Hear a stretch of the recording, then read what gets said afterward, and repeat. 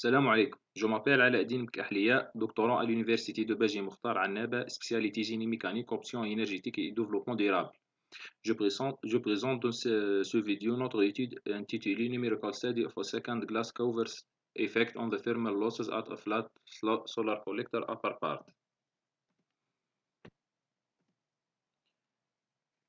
Alors, dans ce travail et à l'aide du logiciel ANSYS Fluent, nous allons étudier numériquement l'effet de l'ajout d'une deuxième vitre dans la lame d'air d'un capteur solaire plan incliné sur les paires thermiques dans la partie supérieure du capteur. En commençant avec la position du problème.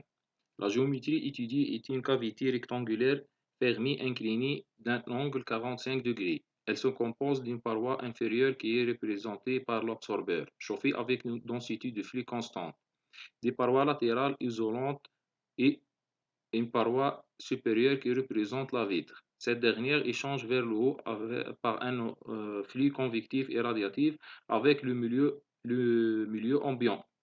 Une deuxième vitre qui divise la lame d'air en deux parties égales a été ajoutée. L'étude a été faite avec de différentes épaisseurs de la deuxième vitre, varient entre 1 à 4 mm. Par ailleurs, les épaisseurs de la lame d'air varient entre 6,5 à 20 mm.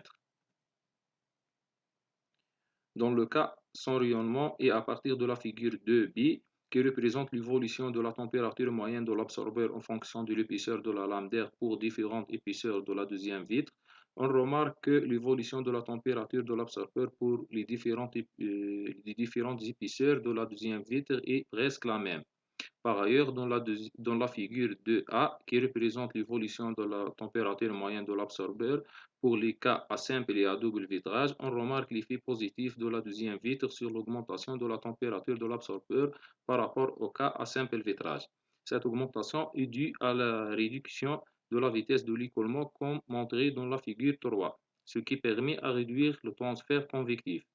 On constate d'après ces résultats que l'épaisseur de la deuxième vitre n'a pas un effet remarquable sur les performances du capteur et que la deuxième vitre ajoutée mène à réduire la vitesse de l'écoulement, ce qui permet à réduire les pertes convectives et augmenter la température moyenne de l'absorbeur à 17% par rapport au cas à simple vitrage.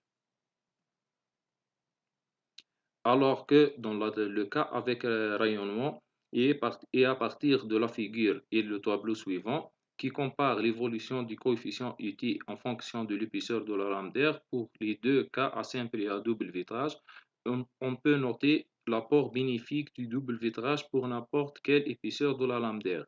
Évidemment, ces résultats montrent une réduction moyenne de 26% sur le coefficient UT comparé avec le simple vitrage. De plus, la figure 4 qui représente l'évolution UT en fonction de l'épaisseur de la lame d'air pour plusieurs épaisseurs de la deuxième vitre montre que la meilleure épaisseur de la lame d'air est environ de 8 mm et que l'épaisseur de la deuxième vitre n'a pas un effet remarquable sur le coefficient UT. On conclut d'après cette étude numérique que la deuxième vitre a un effet très important sur la réduction des pertes thermiques de la lame d'air d'un capteur solaire plan à l'environnement. Merci pour votre attention.